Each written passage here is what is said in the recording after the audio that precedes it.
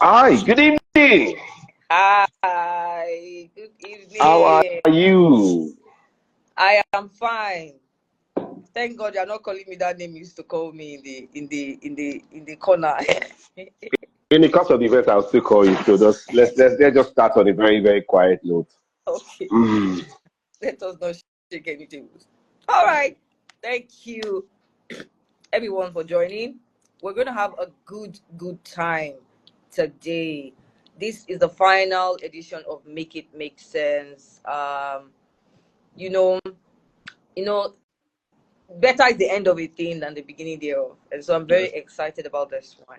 First of all, because of my guest here, uh, SACO, and then because of the topic that we're going to be exploring today, right?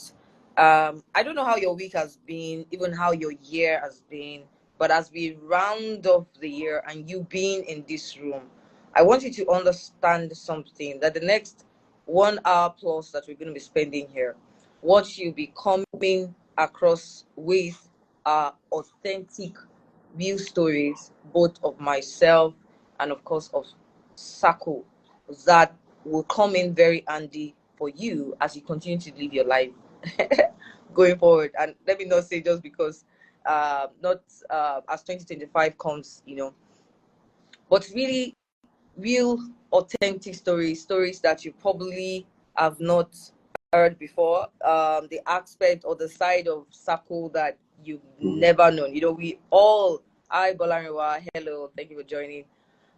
We all known SACO as that comedian that makes us laugh, and then MC and compare many times as well. But I wanted the world to also be able to see SACO beyond all of this, and also come in touch with his real stories, the stories that have shaped him, that have defined his choices today, and the place that he is or who he is right now. So yes, today we're going to be talking about living, laughing, and loving. Love it. Good evening, Friday. Very intentional topic for me, I must say. And I was sharing with Sako earlier, you know, before I go into this topic, first of all, let's do an icebreaker. You have no idea. I didn't know Sako's real name until I designed flyer and I requested for his details, right? So where did Sako come from? I never knew that was not your real name. Yes, Asako is actually the full is my initial. So I started comedy. Oh, I began to sense that I was going to become a comedian when I became a teenager. Um, when I just had this every time there was a comedy show, anything that had to do with concert, I was always there. I began to watch the Night of a Thousand Laugh, and I just thought I was tilting towards comedy. And I said that, I just became futuristic, and I said, what if in future people ask me what my name is? What will I call? Uh, and I keep giving the kudos to God for the inspiration and also education. Whether formal or informal education is very important in someone's life. God will want to use you, but He also wants you to relate the things that He has taught you so that you can explain yourself. So my first name is actually Sunday. Um, I was born on a Sunday, 6th of November 1983, in a Face Me, I Face You house. So before I got home that day, they had already started calling my father and mother Baba Sunday because I was born on a Sunday. So my daddy, um, you know, I mean, the pressure. I'm just creating, because for me, I was born on a Sunday, and so he called me Sunday. And my mother is from Delta State, and so my dad called me Sunday Ayodele, and then my Igbo name is actually Chukwukamadu. Chukwukamadu means God is greater than man.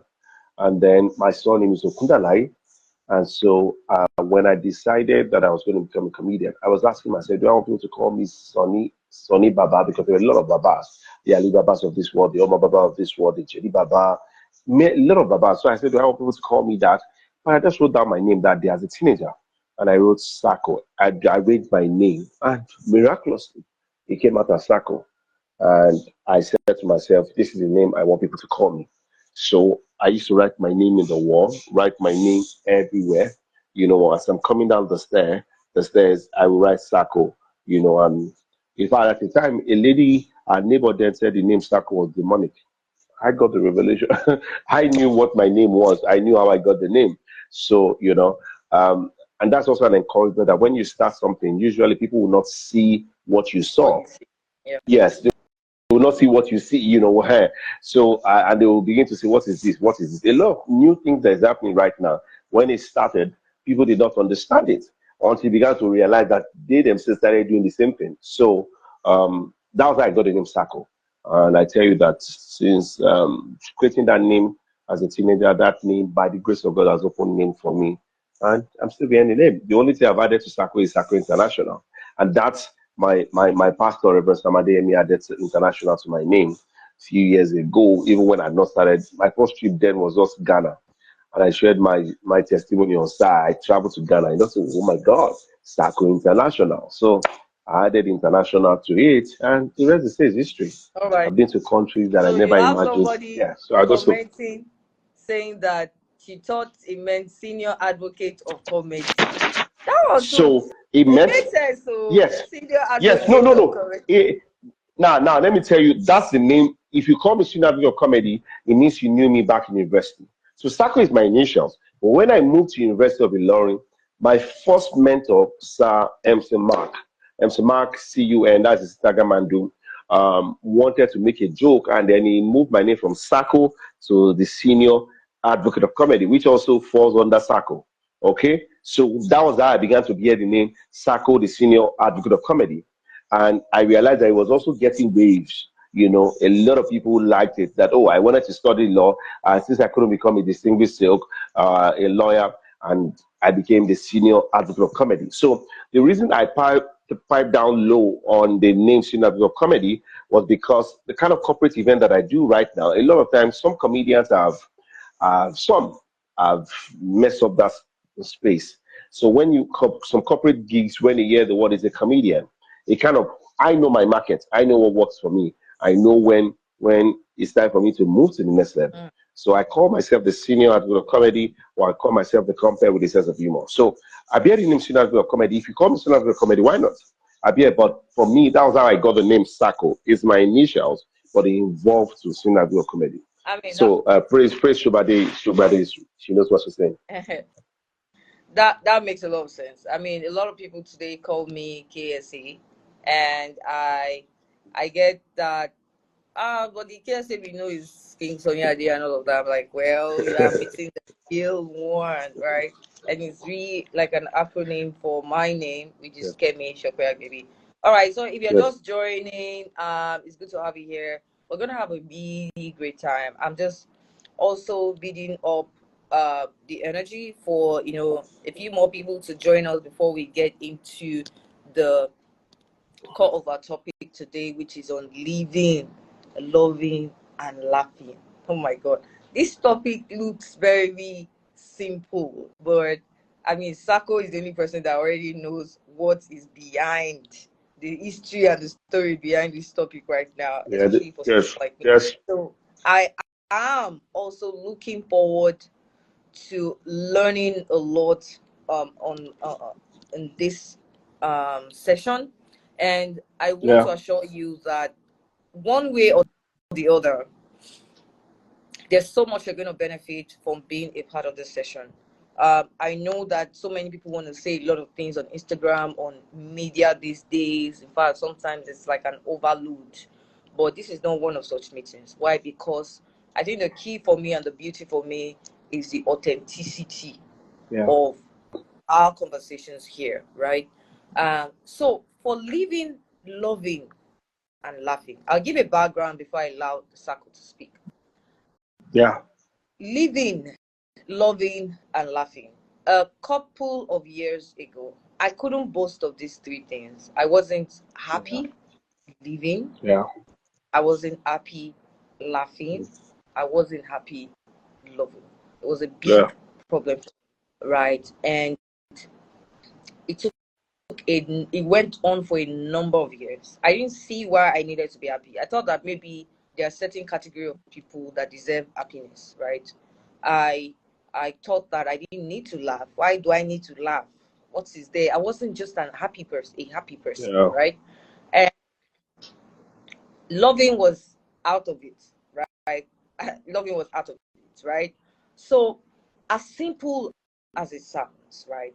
But this was my story a couple of years ago. I couldn't see Yeah. myself in the picture, living, Yes. loving, and laughing. Years after, I find myself in a position where I'm actually coaching and counseling people, and I Yeah. realized that this is actually a big deal for a couple of people as well. Yes. Many people, right? Yes, we can hide how we feel on our inside with makeup and how we look good and things like that. Do not actually enjoy living. They don't really know how to laugh, and they don't really know how to love, right? And it's the truth. Um, but when you find yourself in a room with a comedian like Sako, I told him a few minutes ago that, you know, I used to pride myself in not wanting to laugh as a person. So if I go to a comedy show, I rarely even go to any comedy show. I don't think I ever attended anyone. I never attended anyone because you can't succeed in actually making me laugh. It was that bad. You can't. You can't make me laugh.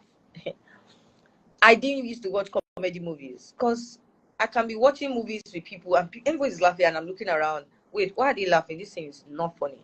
Nothing was really funny to me, right? And because it was also at a phase where I wasn't enjoying even living in the first place. And what is the point of this whole thing that we're all doing here, right? And finally, for loving, how do you even tell that kind of girl, for example, that hey, I love you, or things like that, right? I couldn't interpret when people love me or the ability to actually show love to others. So it was that deep for me. I thank God for His grace who saw me through that really terrible phase, which again went on for a number Yeah. of years. And then I find myself in a position where I'm now counseling and coaching people, right? And I see how much darkness resides or can reside in a person's heart, and how laughter actually makes you start begin that journey of living, of even appreciating life and also loving.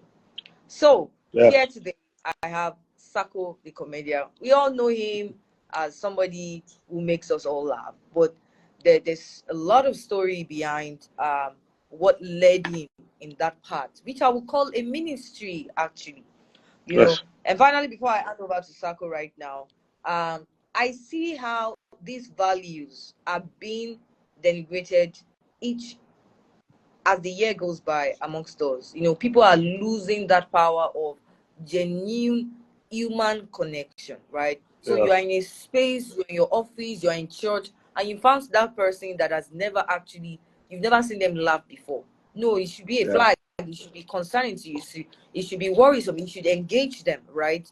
You don't just say, Yeah. ah, this person, make them a gist focus. This one never used to laugh. You know, people used to joke with me like that too. And I'll flow with them. Ah, Kemi does not laugh. Just leave I know.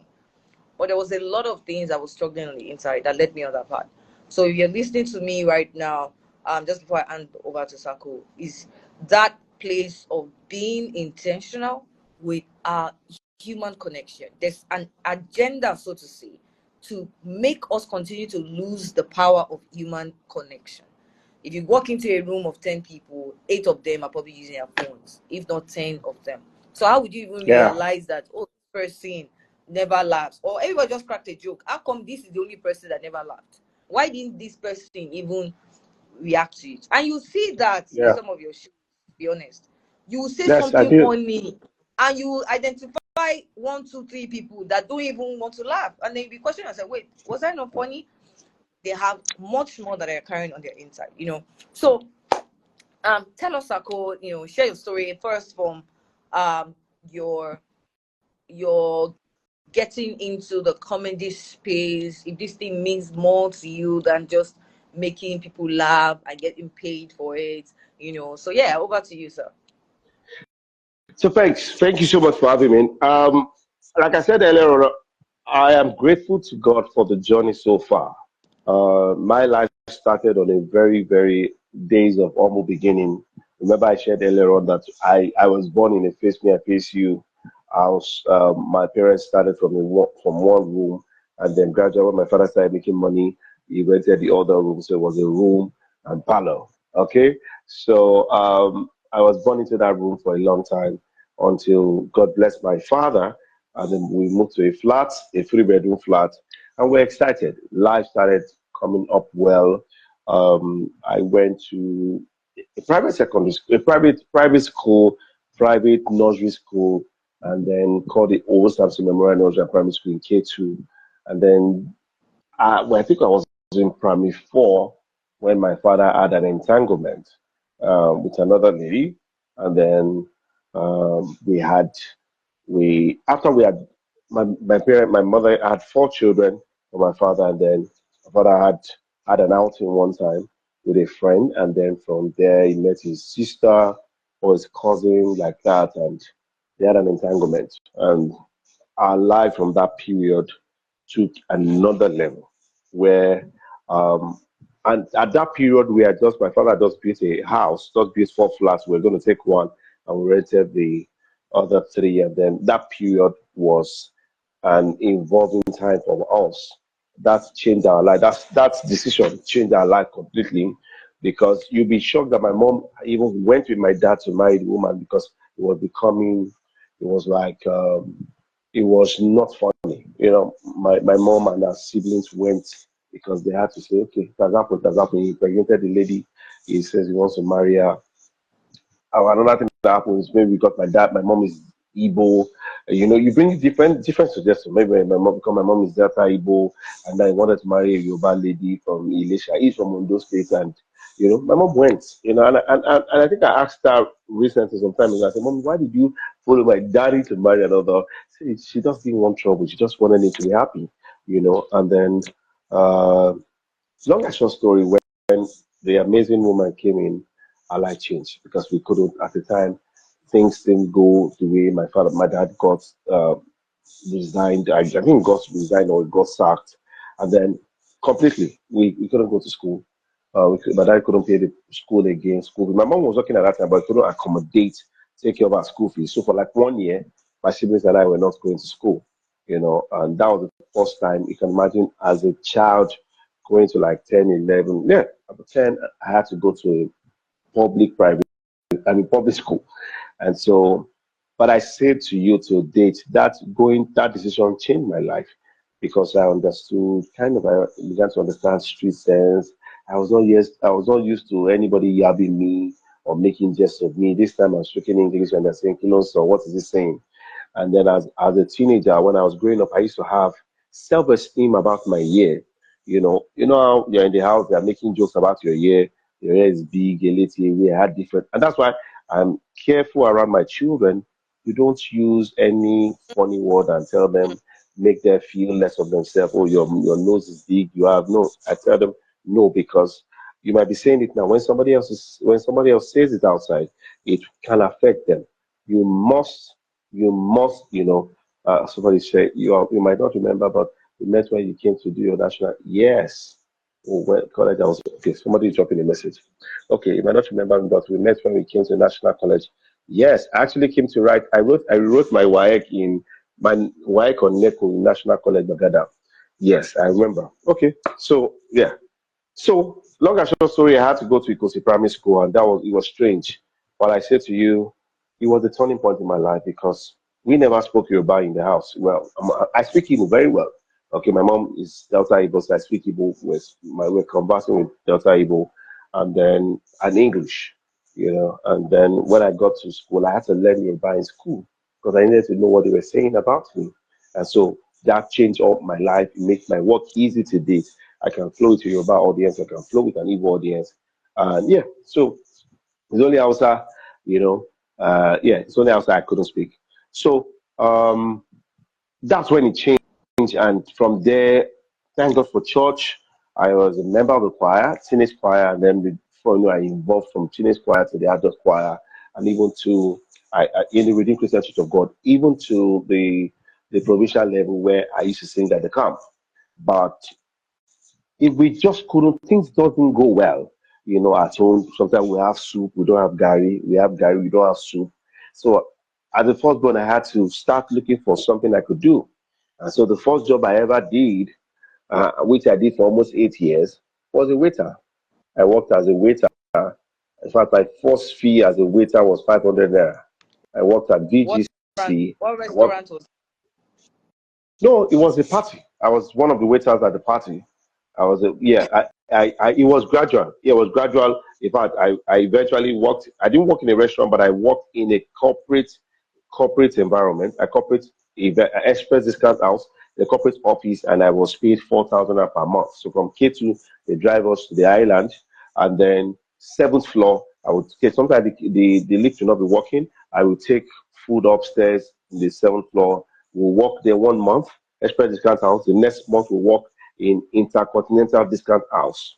So we're alternating That makes every the day, two of Monday to us, Friday. because I've worked as a waitress before Really? as well. Oh, that's beautiful. So, Uh, and I was very before, confident. so I worked Yeah. at Mr. Biggs. You know, Mr. Biggs had this village Oh, kitchen. yeah. You know you remember Wow. village kitchen? Where? What They area was it? had Was the it the one in Maryland? traditional. They opened like the traditional, and it was called village kitchen. So I was part of the first set of waitresses. I literally read for my jam examination standing. So my books is Wow. under the till, right? And then I attend to customers. I was a waitress, literally. I was a waitress. And that went on Uh, for a whole solid year. But the uh, interesting thing is that during this time, because it was at Body Thomas, one very big Mr. Biggs there. So I yeah. would have a lot of celebrities coming to buy food. So like Face, Plantation Boys, right? Face, I was his favorite waitress to attend to him. In fact, once he gets to the Oh, restaurant, he would say, "Where's Kemi? Where's Kemi? Let Kemi come and attend to me," right? So I met a lot of celebrities. I literally read for my no. jam standing as a waitress, And right? you passed your jam. You passed your jam, As obviously. I get into University of Lagos to study pharmacy, Wow. right? Wow. Uh, a lot of story there, but yeah, you just Yeah. reminded me when you said, So, "Go ahead." yes. So I worked as a waiter. The first job I ever got was 500 naira. And I'll tell you the truth, it was a lady that had a crush on me. I mean, as teenage lover, I love you, I love you. And she was always buying gifts for me. And then I felt around that time, we had a lot of guys that were doing into Yahoo and all this. But I said the value system that I had, thank God for mentors in church that was, helped us. And so I knew that I couldn't do that. So instead, I went to work as a waiter to get 500 naira so I can buy something for the lady, because I couldn't even tell my mom that I want to buy a gift for a lady. This is a lady that's been giving me gifts on my street. So I wanted to do that. But I tell you the truth, the fact that I worked as a waiter, then when I worked as a waiter the first time, I think it was the first time I saw Basket Mouth hosting an event. It was in VGC where they paid me 500 rand. And this was like around 2001. I just finished secondary school then, 2001, 2002. And so as I saw them hosting an event, I said, someday I'm going to do this. Someday I'm going to do this. I just had this connection. Like, guy, what are you doing? This thing you are doing is temporal. You'll be standing here one day. How you just see, and Image, you see it, but it yeah, looks of- impossible. yeah, yeah. Yes, it looked impossible. I said, one day I'm going to be doing this, and that encouraged me to do more. So, and then the advantage about that is as you're working as a waiter, I had remnants that I could take home to my mom and my siblings. So I had rice that they did not touch. I had meat that they did not touch. So I'll put it inside nylon and then take it home to my mom. I say, Mom, this is what I got from my job today as a waiter. And then we'll use that to cook okra. We used to cook okra. My mom was so excited. So I started doing that. So when I worked in a corporate environment for almost, like I said, even till I went to university, I worked there for like in corporate environment for like almost 2 years. And then even when I was in school, I would come from Ilori then to volunteer at the redemption camp, because this time my first boss was now catering for Congress. Like Congress that just finished now. I was always at the camp to work. During convention, I would go. They would pay. I would leave school, come work from Monday, come in on Sunday, Monday, Tuesday, Wednesday. I'll be paid 3,500. But sometimes gifts and tips that I get from visitors and people that came to eat. Sometimes I'm going home almost 20 something thousand now. and I take it back to school because at the time in my life, my mom would have to struggle to send me money, and I didn't like it. There was a time she had to stay in the bank to send me 200 naira so that I can be able to withdraw the one. I had 800 naira in my account to be able to withdraw. At the time, you couldn't withdraw less than one. So she would pay. She was on the queue to send it 200 naira for me. Remember I said to you about myself about my year. My year at the time was big, and they'll call me a late away. But now there's nothing that you would use to yab me because I have learned that there's something I can do. Well, my hair is no longer big like it used to be before because when I was younger, it was bigger than this. But at that period of my life, Are you every sure stage, it was bigger than this? Or just or because maybe of I've how you grown. perceive yourself, then you just imagine that your hair is not that big as it's not I true. just, for me, I just said to myself, nobody, there's nothing I can do about it. I am grateful to God that in fact, I even make just, I said, if God wants me to be hearing Him more, that's why my ear is even big. That's the level that I took So it to. In sorry to fact, cut, yes, but I want to emphasize yes, something for the yes, the coach in me has to say something say right something. there. Right? Yes, please. And it is the fact that many times how we interpret our world, it changes a lot about our perception. Our perception and our experiences define how we actually see ourselves, right? So Yes, imagine yes, somebody saying now that his hair is no longer big. But the truth is that the size of his hair did not change. What really changed is how he perceived his hair. So if yes, your hair, anyone has ever body shamed you, right? No one can ever make you feel guilty or feel bad yes, except you allow yes, them, permit them at the place of your mind and say, oh, it's yes, true, my hair is big. If you don't agree with it, it doesn't matter what you say. I yes, mean, what they say to you, right? It will yes. never really be your reality. So I just wanted to point that out there. Because I mean, Thank you so much, coach. I once counseled this former most beautiful girl in Nigeria. Most beautiful girl in Nigeria. But guess what? She's very beautiful. She doesn't feel beautiful. And I was counseling her during that period on depression. She was depressed because she didn't feel beautiful, and because of that, a lot of men are taking advantage of her. But this is a very beautiful girl, very pretty girl. She won the pageant. It's not that um well, if I mention her name, people will probably know her. But I was counseling her on depression, and it was real. That was her reality. Only God knows. By the time as a coach, you trace it back to childhood. Somebody somewhere had said, "Why is your nose so flat?" And no matter how Yes, big every other feature of her face is, she just keeps seeing the flat nose and yes, doesn't feel beautiful, right? So when you said yes, that, I pointed out. So you see, the hair didn't really change you, but your perception and your interpretation of what people say to you was yes, a lot different. I was very skinny as a kid, and I ate the fact that I was skinny. Even my dad would say things to me like, all the food, where are you eating it to? You are the thinnest person that I know. My dad would tell me. So when I'm going, I used to wear baggy just to hide my thin legs. I wasn't confident, right? I don't like to people to see my leg. I was felt like I was very skinny and all of that. And I remember at one phase, the day you wake up is your own morning. At one phase, I said, yes. God, this thing cannot continue to torment me. What didn't I do? One time my dad said I should be drinking raw egg and malt. If anybody knows about that formula, you can raise up your hand. He said I should drink. So he bought crate of egg, he bought crate of malt. That's What? raw egg with its malt. Just because he wanted me to be fat, you know. And I drank it, oh, I did not add weight. My face was looking fresh. But after that experience, I said to myself, this thing cannot continue to torment me. So I came up with this quote where I say, I'm chasing big dreams with thin legs. So I put it, Mm. yeah. Oh my So I God. posted it, Facebook stuff, right? So the first thing you even see is just know that I have thin legs, and that's your cup of tea. However you interpret it, regardless, I am chasing big dreams with thin That's legs, in so there. nobody can ever use that thing against me again. And that was the end. Today when people say, "Oh wow, you have 3 kids and you look like this," you see, you can never live your life just to please other people, right? Yes.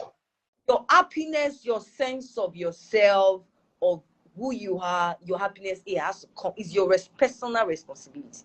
It has to Yeah. come from yourself. If I was so keen about adding weight today, the thing that I dreaded for most of my life is a big deal to many people. How come you look this good and you have 3 kids, right? They don't understand.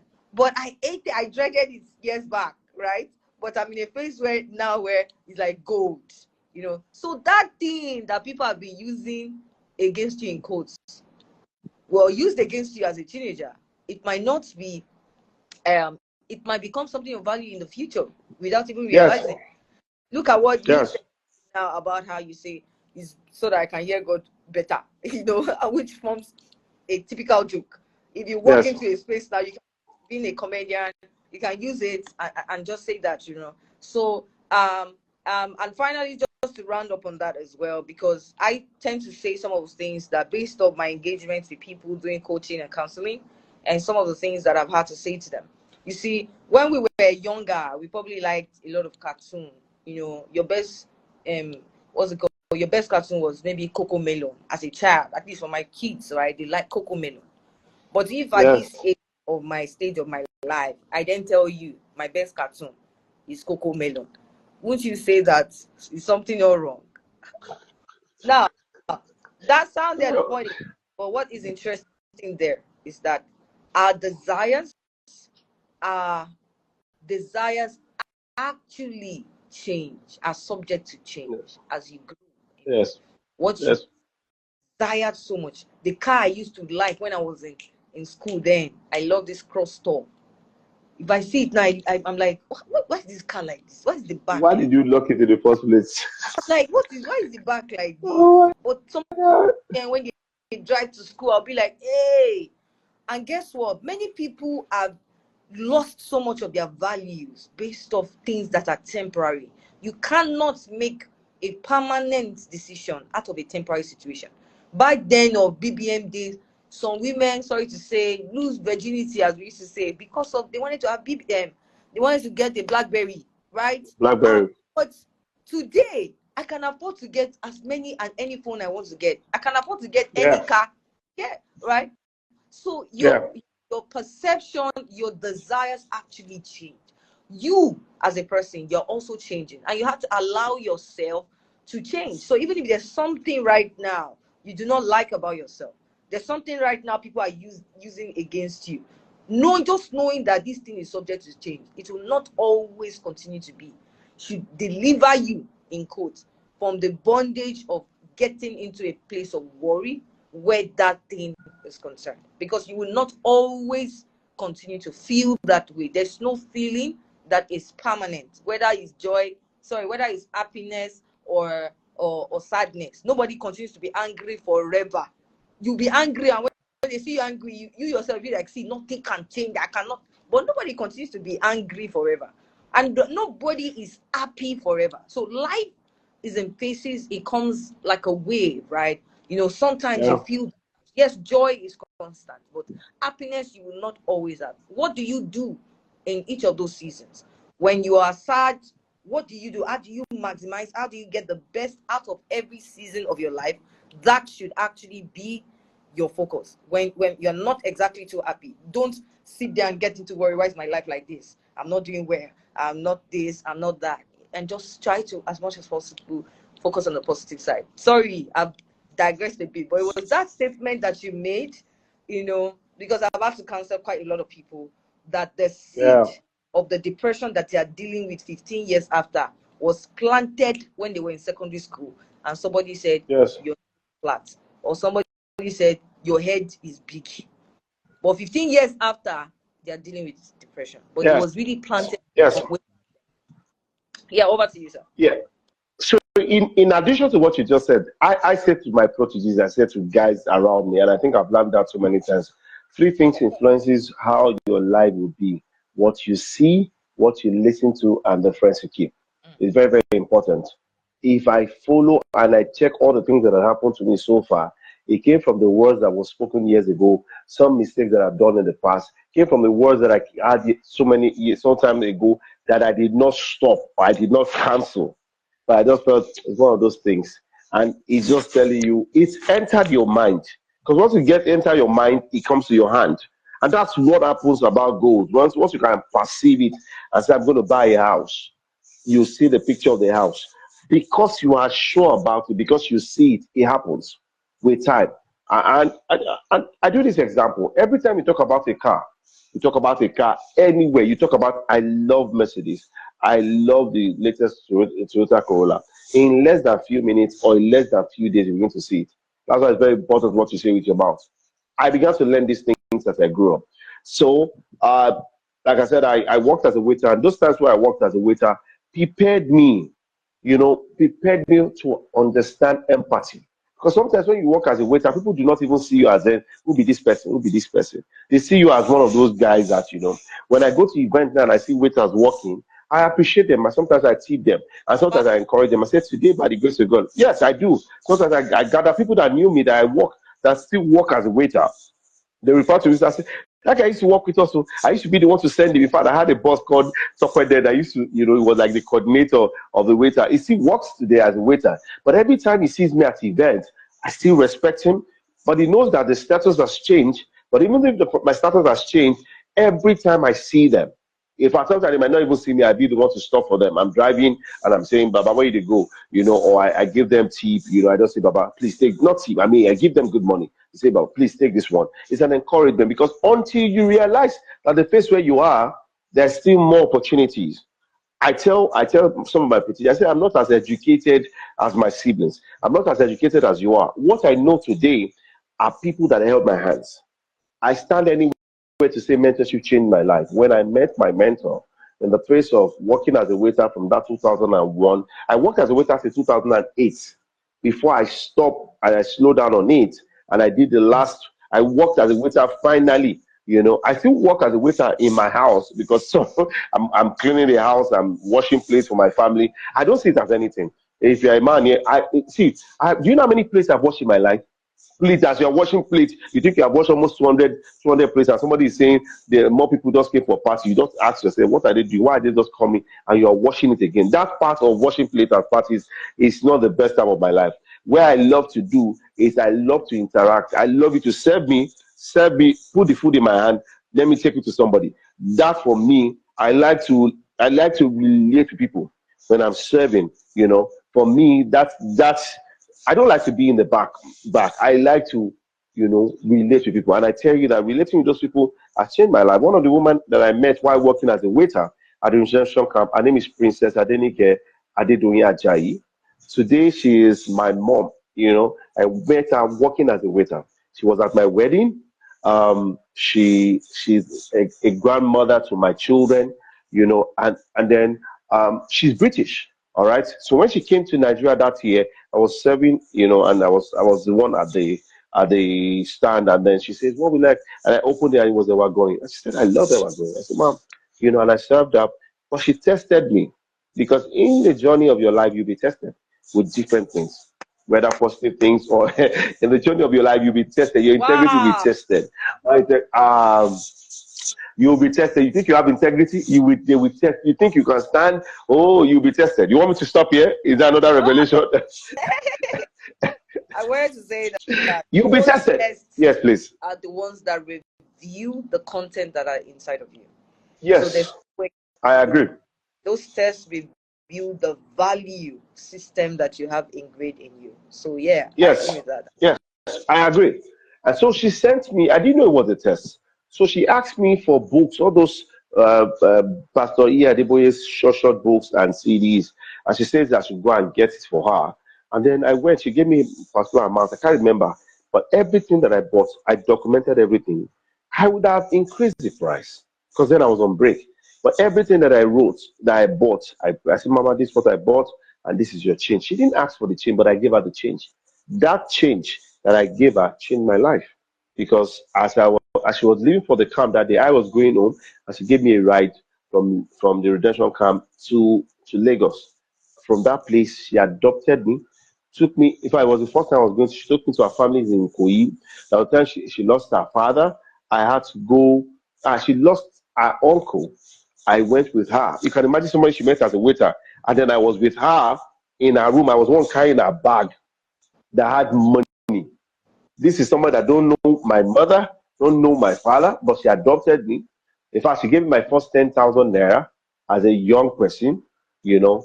And this time she was coming from London. This was in 2005, 2004. Guess what? In 2017, I was invited to London, a church called the Liberty Church.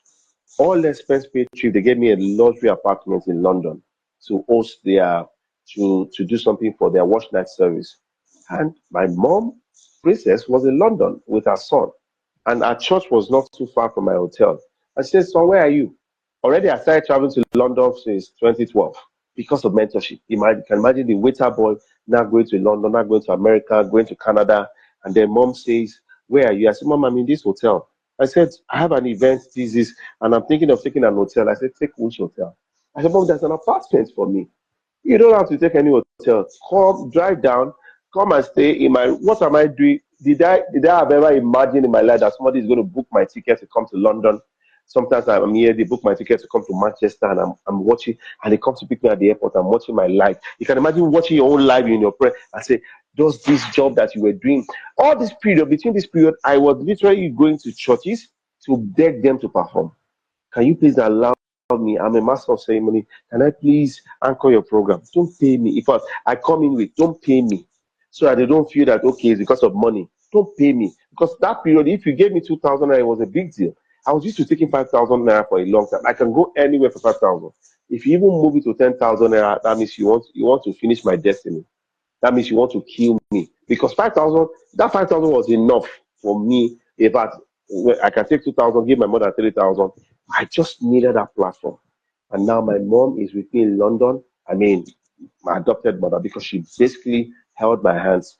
And she's also an amazing toastmaster. So she began to introduce me to events. At the time she became a permanent secretary in Lagos. She came back to Lagos and started in Nigeria, started living. But this time I was happy that the waiter boy that she met in 2004 is now privileged to be doing things for her.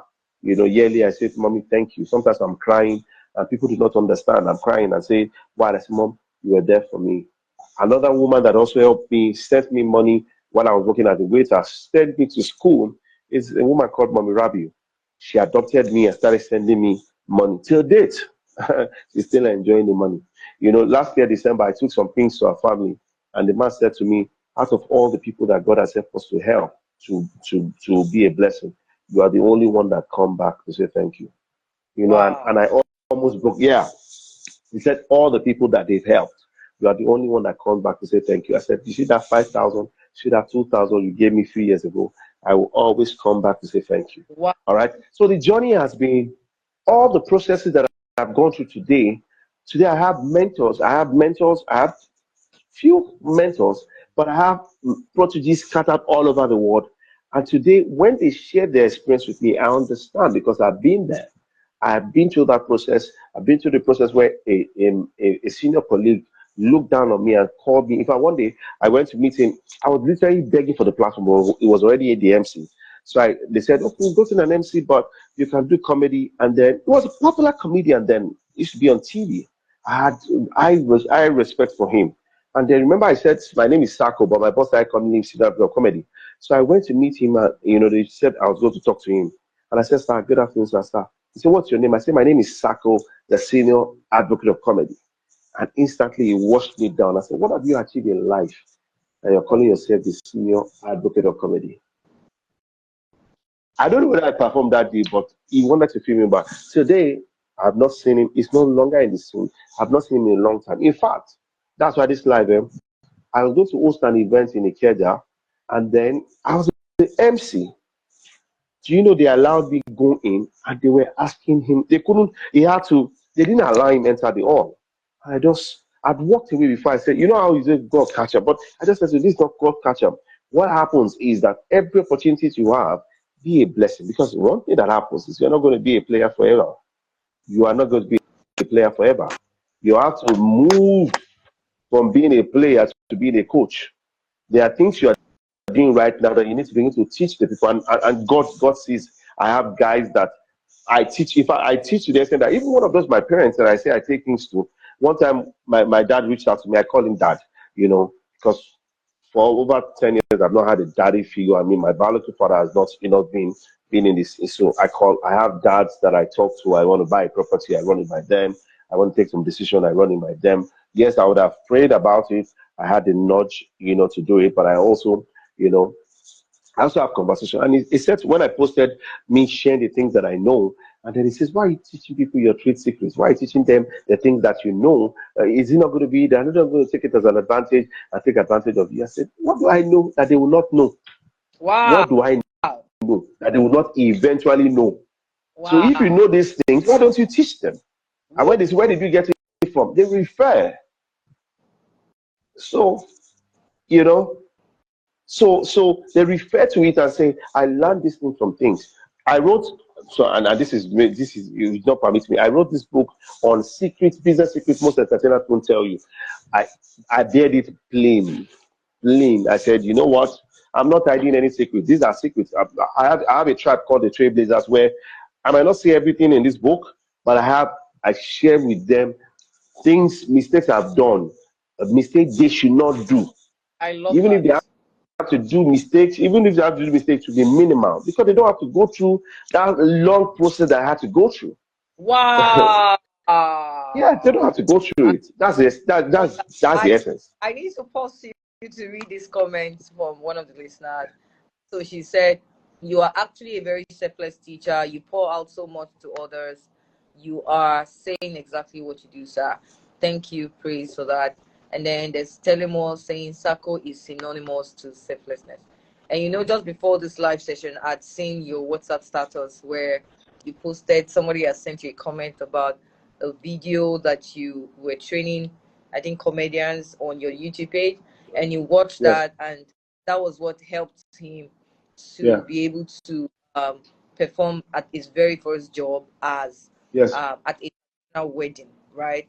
So Yes. I Yes. didn't know that you had a book. That's Yeah.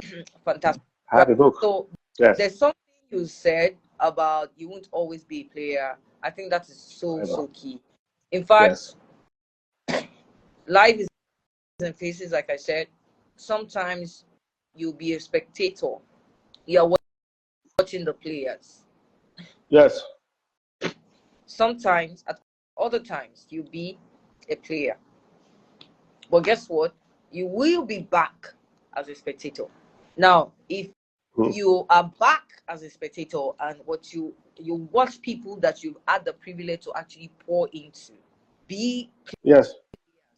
that's a full cycle moment because life is in cycles. We all came out from dust and we're going to return to dust. Whatever happens in Yes. the process of that, how you make the most of that, that's what determines the legacy, the kind of legacy that you leave behind. And you Yes. cannot speak of real impact and legacy if you're not thinking about people coming behind you and being a blessing to Yes. them. It's impossible. You can't just want to know things and know it for yourself. Why do you think, for example, um, I'm hosting an event like this? Because I'm trying to create an opportunity or a channel or a platform to utilize or leverage my my network to create a channel, Yes. pack the generation coming behind. Yes.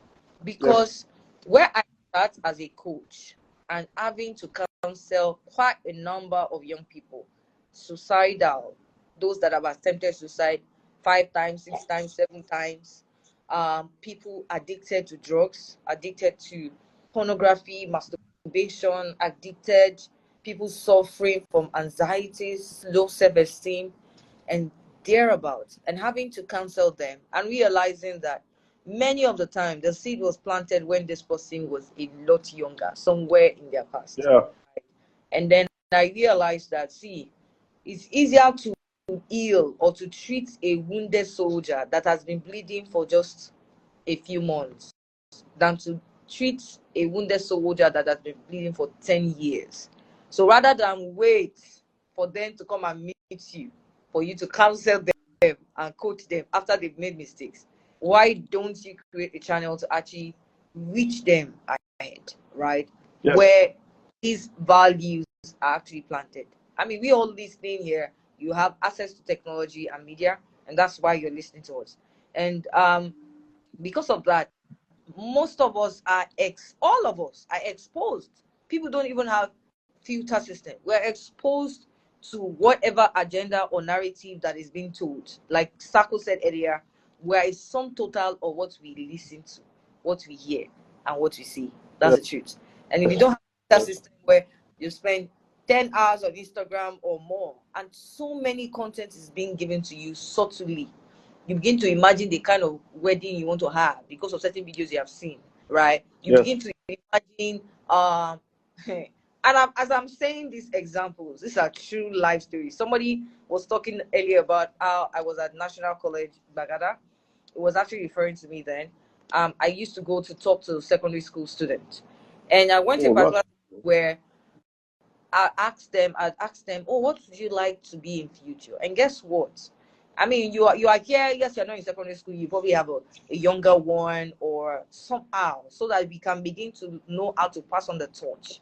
You can't just ignore, just continue to live life, So then I asked them, what would you like to be in future? Imagine that every single one of them, one of them said, I want to be on Big Brother Nigeria. And I said, oh wow. Then I said, wow. One said, I want to be a musician like Davido.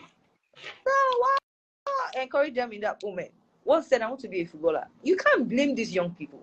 The narrative the media has pushed out is you are on BBM Nigeria, you are going to win 200 million naira. Why do I need to bother myself and study medicine?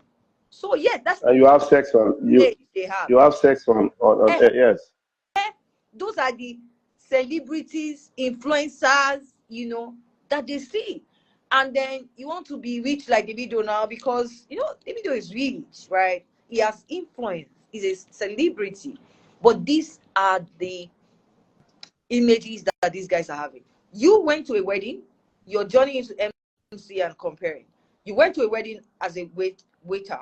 Then you see an image. That's the power of images, like what you see, what you listen to. And then you choose that, okay, you know what? I can be there and I'm going to be in that position someday. So imagine that there's technology. People have access to all manner of things. What is the media actually pushing? Can we begin to the journey of diluting the kind of content that people come across by sharing, in quotes, positive experiences like this, authentic stories? Look at Sako. Many of you listening that have always wanted to be like Sako. You see him in Canada, you see him in the UK. I'm like, one day. But here's the story of where it started. It started from living in a face me, I face you house. It started with being a waitress and earning 500 naira. I shared my story earlier about how, yes, I look good. People see me and say, hey, BKSA that you're shouting now. How many years ago, I was a waitress. I read for my jam, standing as a waitress, because that place, you can't sit down. You have to stand all through. Standing, and I was earning 13,000 naira. 13,000 that there was no transport fare. I would still take transports there, right? But I worked as a waitress. These are stories behind many of the celebrities that we see today. And many people say, I just want to be like you. They just your life is perfect. You have this. Oh my goodness, beautiful perfection.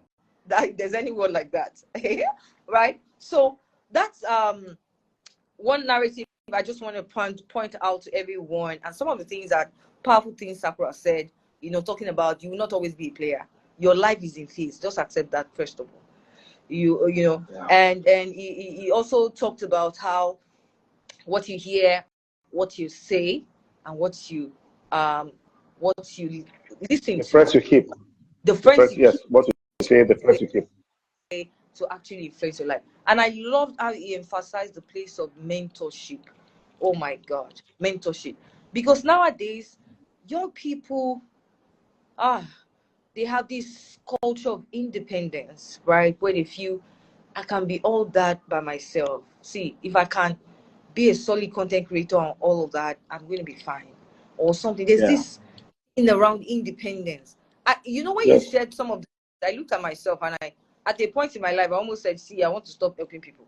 Because it feels like, do they have amnesia? How did they forget? somebody I counseled through suicide. This guy had attempted suicide like 4 times. He had real attempt, crashed his car on Third Mainland Bridge. His car was Wow. written up, came out alive. Had taken poison, had helped him through a phase. Even me, I said this one is tough. Only God can help him. But I helped him through a phase for about a year. But somehow got so good, he became a very influential person, and he forgot. He forgot. In fact, he got on this big platform that people started sending to me that this guy never mentioned your name more, and he just talked about this. Different people were just sending me, and I'm like, I hope you don't feel bad. I'm like, well, I don't actually feel bad. Up to today, I've not even still heard from him, but it's okay. Sometimes your human self will go, you know what? Why are you stressing yourself to be helping people? They'll be I fine. know. Why are you stressing yourself to do all of KSA, I know. you KSA, know? I know that feeling. KSA, let me tell you now. One, I accommodated one guy. I'd never knew him from anywhere. I accommodated him just when he was done with school. He stayed with me when I was as a single guy in Shomoli. Stayed with me for a year, for like 2 years. I was giving him platform. Today, the guy does not see me as anything. He sees me as a senior colleague, but he has never mentioned the story to say, oh, this man was feeding me. But guess what? Somebody in Manchester, somebody in Atlanta, it's called Atlanta. When I went to Atlanta, that I found out I was Atlanta. Flew from Atlanta to Michigan, rented a car, drove from Michigan to Toronto to pick me up at the airport. I never met him, but he saw my videos of me teaching online on how to be an effective compare, and he said he had a passion. He said, sir, when will you be in Toronto for the program? I said, I'm going to be at this time. He said, what time is your flight? I said, this time. He said, I'll be at the airport to pick you. In my mind, that was not his duty because it wasn't the show I was coming from. And I was saying, are you coming? I know you're in America. He said, sir, I'm coming for a personal mission. I thought it was church mission. I didn't know that he came all the way from America to pick me up at the airport and become like my PA. This is an American citizen. I had not, I only have a Nigerian passport. From teaching, this guy picked me up at the airport, made arrangement for my accommodation. He asked me, "Sister, what will you be doing in the next 1 week?" I said, "Nothing." He said, "Sir, would you like to come with me to America? To come. I'm hosting an event on Saturday, and I would love you to work." This was on a Sunday, and he wanted me to come and host an event for him in America, in Atlanta. Pastor Kingsley Okonkwo, Pastor Mide were having their conference in Atlanta. And he says, "Sir, would you like me? Will you like?" I said, "At the moment, I've exhausted my budget. I don't have money for flights. Yes, I can get it. I can tell my wife, But he says, don't worry. I will book your flight." And so we drove down on Sunday, drove down to Michigan. Obviously, I have my American visa. Drove down to America. He booked my flight from Michigan to Chicago. From Chicago, we flew to Atlanta. I was in his house for 7 days. And I was saying, I was eating morning, afternoon, night. Never met this guy before. You know, if you see his house in Atlanta, and I'm saying this is somebody that caused me mental and saw me online. And so this is somebody I did not do half of what I did for somebody. And what I learned in that is that anything you are doing it for God. Wow. You are doing it because God has given you that ability to do it. Because the people you do it for, you know how you go extra mile for somebody and you expect that person to do the same thing when you're not there. It doesn't always work. Naturally, human beings are selfish. Naturally. So it takes somebody to say, you know what, I'm not going to be selfish. I want to be a blessing. The way this person go all out for me, can I go all out? And I shared with my protege. I said, let me tell you now, let me prepare you in advance. The energy that you carry for somebody is not the energy somebody is going to carry for you. They don't send you. And see, it's the reality. It's the reality. Except even as spouse, you see a woman go all the way, the man is not going on. It has to be an intentional spouse to say, you know what, this person is my partner. It's a win-win for us. The way I will stand for him. So I've learned that a long time ago. That sometimes you expect. A few years ago, there's a guy that is popular at the moment. He's a comedian, but he's involved. A few years ago, in 2012, he came to meet me. Came all the way from Ife. I came to him and said, "Sir, I love you. I love to work with you. You are somebody that inspires me. I said, really? I said, okay. And for me, I give room to anybody. I give room to, because for me, not everybody gave me the room. It took me 4 years to get my mentor's attention. 4 years. I was following him back to back. So some person will just reach out to me and I respond to them on Instagram, on IG. They don't understand that I have to make up my mind that this person does not have to go through 4 years to get to me. If he has gone through my videos, that's something that is, because if I don't get his attention now, he might get to meet somebody that we just, because in this job, it's either you're in the secret place or you're in the secret court. In the job that we are, you are either in the secret place or you're in the secret court. I learned that from Dr. Olumide Emmanuel. It's either you're in that place where you're saying, God help me. This talent you gave to me, I don't know anything about it. It's you that gave it to me. I never imagined that I would be standing on this kind of stage. Yesterday, I was at Pastor Godman Akilabi's 50th birthday as the host. And I was asking myself, how did I get here? 10 years ago, they contacted me to anchor the 40th birthday, but I gave it to Damola to anchor. 10 years after, I'm hosting his 50th birthday by the grace of God. And a lot of senior pastors within Nigeria and outside Nigeria were in at that event. And I was recognizing them just from seeing them working. So everything you see today, it's a privilege. Everything, every time you have an opportunity to be a blessing, be a blessing. Wow. Be a blessing. I see. You have nothing to lose, and this is for somebody. You have nothing to lose to being a blessing. The person might not, he Wow. might not remember you, but God remembers you. Emphasize that to everyone listening. You have Every not opportunity you have, to lose in be being a a blessing. blessing. You have nothing to lose. It's Wow. you know how you make the illustration of a candle, lighting the candle, and just like you're lighting my candle, it's not. See, some people trust me. If you leave that candle, they will switch off the candle. They'll switch off the person's candle. But guess what? That person also has somebody waiting for him that will switch off his own candle. But every opportunity you have in this journey, when you want to live your life, you're talking about taking charge of your life. In 2020, I began to listen to Grant Cardone, and because I needed, at this point of my life during COVID, my source of income kind of stopped because I wasn't hosting an event. I started hosting. That was the first time I heard about Zoom. And that point of my life, I began to look for things that will inspire me. And he said something that he did. He said, you have to be in charge of your own happiness. You have to be in charge of your own happiness. One of my, Which you have one to be, you have to, said one of my, one of, your happiness is your personal responsibility. You have to be is in your charge. personal Yeah. responsibility. Yeah, and I'll mention one of my baby sisters. She's here, Telimo. Telimo has a beautiful set of teeth. She has, and then she said at the time of her life, you look like, but Telimo is so confident about the teeth that say anything you want to say about it. Say anything about you, say anything you want to say. You cannot, you want to make jest of her, make jest, but you say that's my teeth, it's my teeth. There is nothing you can do. Yes, I have something I can do about it, but for now, you can't come into my space and make jest of my teeth. I have a gold. She said I'm the lady with the golden voice. When you listen to my voice on radio, there's no way. There is no way you will not want to hear me. So everyone has a potential. Everyone has something in them. They just need somebody to help them. See, oh God, 2008 when my mentor was talking about London, was talking about Elephant and Castle, was talking about Manchester. Manchester looked like very far, and 4 years after working with him closely, I'm in London on the 1st of July 2012. In 2013, I went to do my honeymoon with my wife.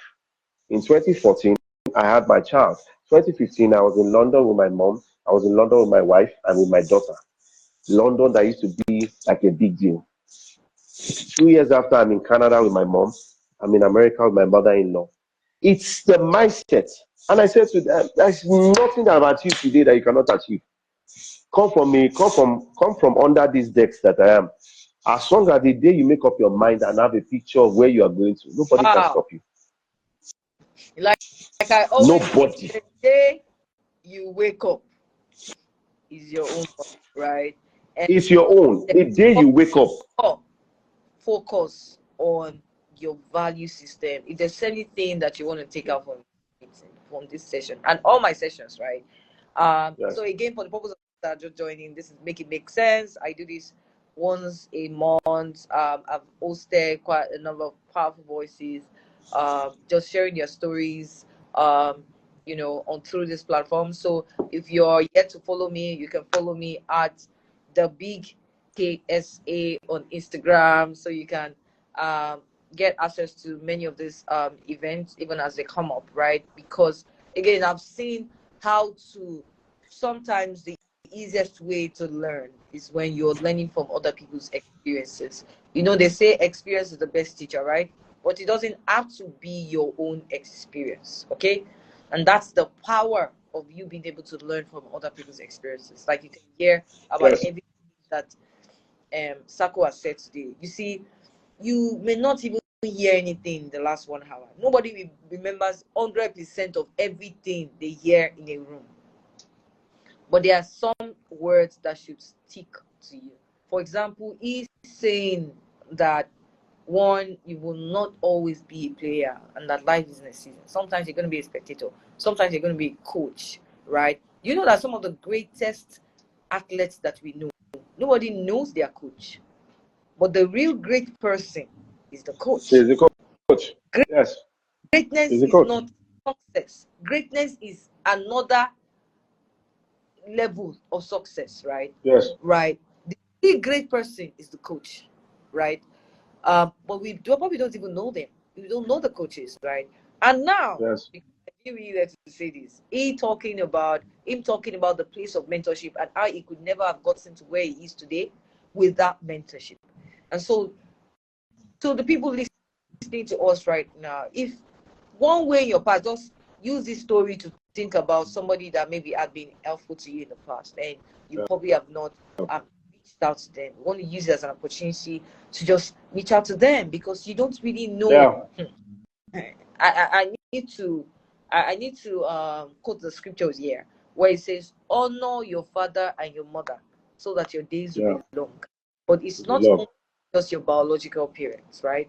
So this generation of disregarding elders and being very independent is building up problem for children in the future. I mean, the generation coming after them. A good man says leaves an inheritance for his children. It's not just wealth, not just money, it's good deeds. A good man leaves an inheritance, and it's about the actions that you take today. Do you know that for addiction, people don't realize this, that addiction is hereditary? There's a 70% chance that somebody that is addicted to pornography got it from the genes of their parents. And I don't know these statistics. This medical, I have a medical background, right? So every of your action today is not just ending there. You're actually adding to banks for yourself in the future and also the children that are coming after you, right? Yes. So you intentional. You can't afford not to live an intentional life. They say there's a fast way to success where shortcuts where there's no hard work there. It's a lie, which you can hear from Sako's story today as well. It took him 4 years to get his mentor's attention. It took him this amount of years to travel for the first time, to go to Ikoyi now that I can go and do anything, to London that I can go and anytime he wants to go to London, right? But there was the place of time, there was a place of chance, there was a place of preparation, there was a place of patience, right?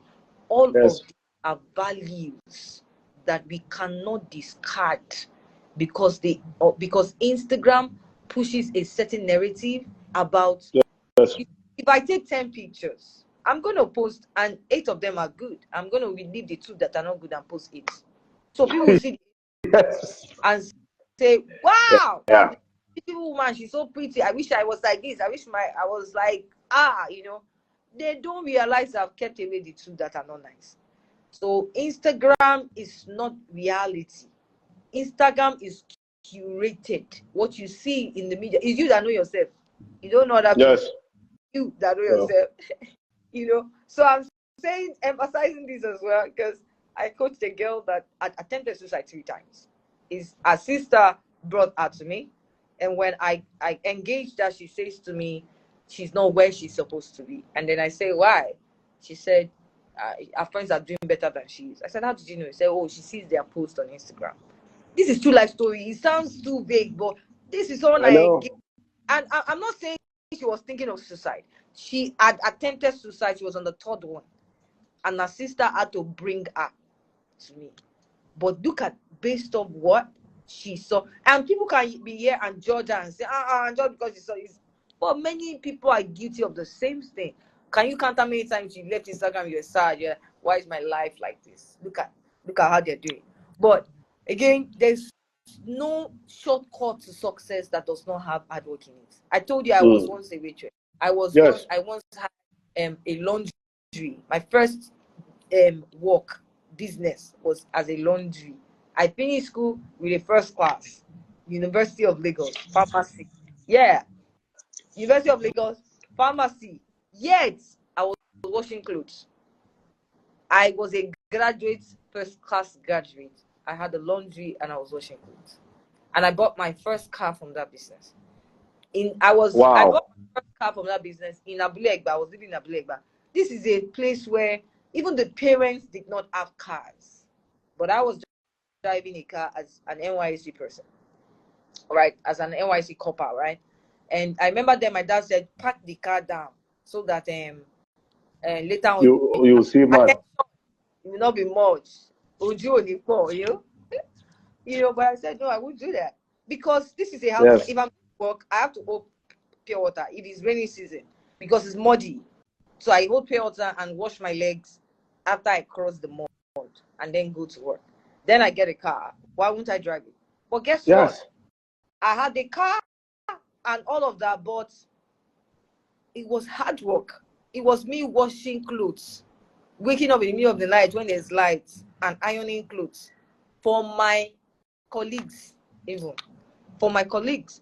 So hard work. Today you see, oh, BKSA, she comes out from a big car, and then you're like, you don't know the story. Oh. There's You don't know the history. Oh. story. Except, You don't. except wealth is illegal. Except the wealth is illegal, right? So there's no fast way, and this is SACO as well, who is a commander we all admire and all of that. But look at the story behind these experiences. All right. So again, yes, if you're just joining, I see you seriously boring. You can follow my page at the BKSA as I host this from time to time, just to connect with people in their authenticity and just hear the stories that shape them. So now let's go into, because I met Sako a while back, and everything he's saying to you right now, there is no lie in it. He's a completely humble person. In fact, I told him today that his humility made this guy, somebody that is humble like this, there's something he knows. There's something he knows. He has gone through life.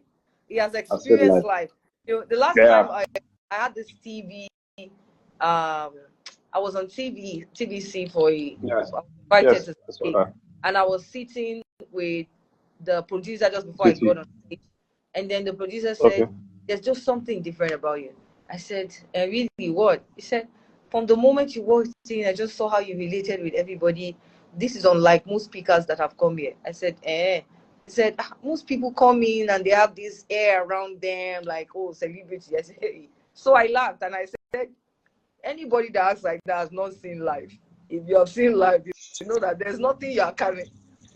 So he looked at me and he's like, what have I seen? He's trying to wonder, what has this young lady seen that she's saying a statement like, Same. right? But it's absolutely the truth, right? So looking at your humility, I knew that no, this one is not artificial humility. There's something really informing somebody acting like this. And to hear many of these stories, even for the first time, I now really understand, that level of humility. But now let's talk more around laughing and making people laugh, and just that ministry around it. What do you see deeper than just making people laugh? What is your concept around or your perspective about laughing generally? Yeah. For me, laughter comes from the place of even when you've gone through hurt, you have to make people laugh. Even when you've been disappointed, you have to make people laugh. even when you've been rejected visa application twice, that make people laugh.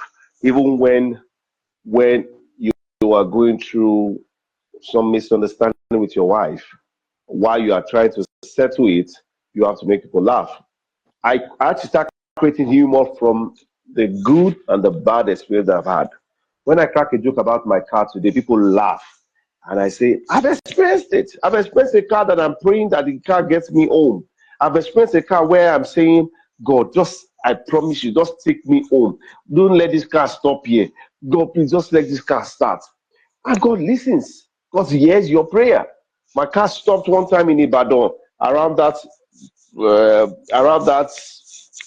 close to challenge. And I was saying, God, just let this car start. And the battle was flat, and God listened.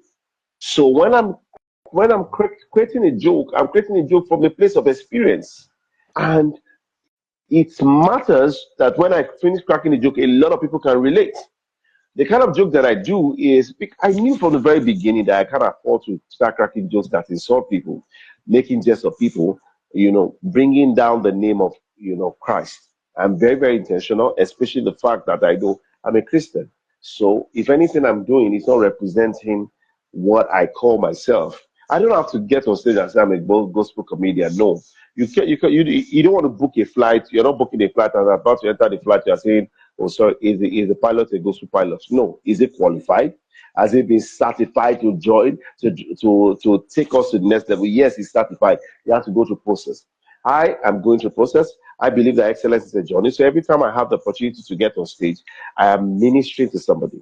I'm making humor very relative. I'm not making because sometimes a lot of comedians, like you said before, you don't see any reason why you should laugh to a comedian. But for every time I get on stage, it's another opportunity to get at least 10 to 20 clients. So that's why I'm very, very intentional. So I'm getting on stage, I'm checking the audience analysis, checking the kind of people I'm relating with.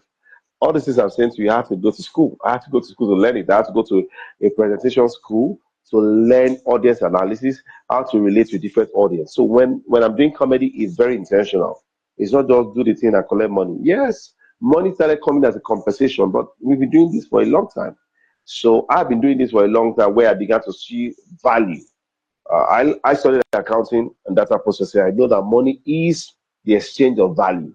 For you to have money, there should be something you are exchanging for the money, for you are exchanging to get that money. So every time I have the opportunity, now I can send you a rate card, I can charge you, and then you will pay me because you've seen me give value back to back. All right. I'm here. Somebody sends me a DM and said, "Can you come to Winnipeg, a province in Canada?" I'm here. Somebody saying, "Can you come to Calgary?" I'm here. Somebody saying, "Can you come to America?" Just from checking my page, for them to check my page and see it came from a place of a journey. All right. So every time I do comedy, I'm doing it with the fact that I do not want anybody to feel less of themselves. Every time I have to let them know the story of how, when I was going to marry, when I say rejection of visa, my wife and I were rejected visa because we were misinformed. Wanted to have a daughter in the US. And it was so painful that we couldn't have her in the US. My wife had to write a letter to my unborn baby and said, "We wanted to have you in the US." We wanted to go to Canada also. We had the capacity to do it. We wanted to go to Canada, but someone said, Canada takes a long time. And I applied after we had my daughter. I applied one time, and in less than 1 month, I got my visa. I said, if we had applied when they rejected a visa, my daughter today will be a Canadian citizen. But even at that, today she has a document, in Canada. I eventually had but I was rejected twice. You see that period where I was rejected twice? After I got it, I was eventually able to, to do what I am doing today and share my experience from the place of my experience. When recently I talked about how you are rejected visa. You've been to the U.S. Embassy before, so you know that when you park your car, so coming out from that place, if somebody has been rejected, when you are going in, it was very fast.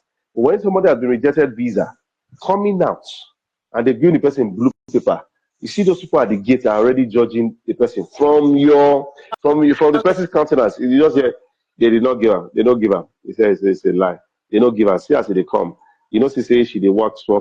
See her face. Because I've been there before. I've been rejected twice. So when somebody has been rejected, they relate. In Canada, I had to write my driving test 3 times. I failed the written test 3 times, but I passed the road test once. All right. Some people pass the written once, but the driving they've done it like 3 times. So what I learned in between that place. So when I'm cracking that joke in Canada, people can relate. They can relate and say, "Oh, yes, I love this." I tell them about the power the power of vision. When like I said, if I talk about a car now, I talk about a car now. Do you know that by tomorrow you see that kind of car as you are driving? You will see that car because I have put your attention to that car. I mentioned like a G wagon. I don't know if you drive a G wagon yet, but by tomorrow you see a G wagon. I call the color black, or Hey, I call maybe I did. the bishop, Oh, the you got it. bishop of property. What's that I call it bishop happening? of I thought I'm the uh only one that calls bishop at the those end. Ah, that God of this commission is blessing you. God bless you, son. times. What are we talking about? That God of this commission is blessing you. How was Shiloh? That's my bishop. Is the one that is giving me property that I will have in 2025 Good by the grace of God. to have you here. Thank you for joining. All right, go ahead. Thank you, sir. Thank you. So for me, every time I do comedy, I'm thinking, what is the message I'm passing in between? What is the message? Um, every time I climb on stage, somebody in the audience, a young boy in the audience, is watching. This man is living my dream. This man is doing what I'm going to do in the next future. So I should be a sense of encouragement to him. The day I saw Sir Odi Malam host an event in Alausa in 2004, he was hosting it with great confidence. I was still struggling as a compere. I said, this man is living my dream. He's standing on stage and is making people laugh effortlessly. The church I was going to then didn't believe in comedy. So I was kind of restricted. When I saw that man doing what he was doing, I said, no, this man is already living my future. And like I said, I sent him a mail that week from 2004. Everywhere Sir Oli Malam was, every stage or every event he was, I was following him. I'll go into the audience, watch him. Sometimes I'll go and meet him and say, "Sir, I would like to work with you." He will not respond to me until 2008. So that for me, I think I'll just stop. Every time I have the opportunity to be a blessing through comedy, I maximize it well. And it's somebody has said to me, "Sir, it was you that I saw hosting an event in Ife." Actually sent to me, actually comedians that are classic compare. I've seen some other persons say to me, "Sir, it was you that I saw come to my school to host an event that encouraged me to becoming a comedian or a compare." So it's always a sense of, you know, yeah, for me, Which, that's for me. which is a full becomes a full circle moment for you, right? Yes, Um, yes. I can't believe we've been speaking for 1.5 hours now, right? I can't, It I, I just I can't even believe it too. I'm telling you, it just tells me that one way or the other, I have to bring you back on this platform because there's still so much more to I'll be say. available. But in the interest of time, but I really enjoyed this conversation. Honestly, you see this laughter thing, is an anointing. I don't know why every time I have a conversation with you, even when it's WhatsApp chat, you make me laugh. I don't know why. Maybe it's your mannerism. I don't know. I think it's an anointing. And that's It's a lot of work, that I felt beyond the anointing. that you can't easily see me laughing 5 years ago, right? I'm free of charge. SACO makes me Praise laugh. God. You know, Praise God. uh, and that's the energy I felt from this conversation as well. That time you chew one joke there. I know you didn't notice it. You just said it as a normal thing, but you're like, you are still doing waiter at home. You wash plates. You do it. In Else. fact, it's even scriptural to work as a waiter because the Bible says, "They that wait upon the Lord, He shall renew their strength." I worked as a waiter. I was washing plates to the extent that they even used to bring plate for me in the dream to wash. It was that bad. They used to bring plate. I'll just say, I'm tired. Let me wake up. I'll just wake up. I say, me, but I'm grateful to God that I did it. Oh my Yeah. God. you know So I really enjoyed this conversation. We have to bring SACO back again. This was really fantastic, and I hope that um, everyone, thank you very much, Eximo. Everyone enjoyed this. Now, if you want to have access to this recording afterwards, it's going to be available on my page at the BKSA. I'm going to post it. So, yes, again, if you're not following me yet, please do well to follow, right? And then you come across mostly contents like this. I want to use this privilege to thank SACO. It took me like 2 months to fix this appointment too. Can you imagine? And I know how But busy it is in December, back to back, right? in You know, fact, yeah, I will do it this on was a lot. because of the schedule. We have to do it today, but it was a good time. I think I will even consider this Sunday because there's this relaxation atmosphere, right? So Yeah. thank you so much, SACO International, for Thank you. gracing this platform, for sharing your story. I'll definitely have you back in the course of the year. I'll let you But know. by the grace of God. Every single person has been blessed as well. And so at this point, we call it a beautiful, beautiful, beautiful night and a beautiful conversation. Um, thank you once again. Enjoy the rest of your evening, SACO. Thank you so much. All right, Thank you everyone. so much. I appreciate you greatly. God bless you all.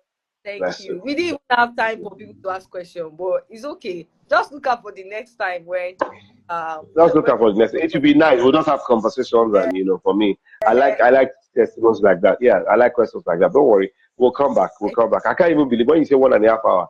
I didn't even believe that we'll I be able to know do I this, just but I'm glad we're able to do it time today. now, right? Well, it's okay. I have Okwemiko saying thank you so much, Sama. Dr. Adeyemi Adeni, I love you both, Sama. Yes. Our bishop, Thank you, right? sir. I won't be bishop. Yes. Thank you. All right, everyone. Thank you. Have Have a a beautiful. wonderful. Yeah, you too. Thank you.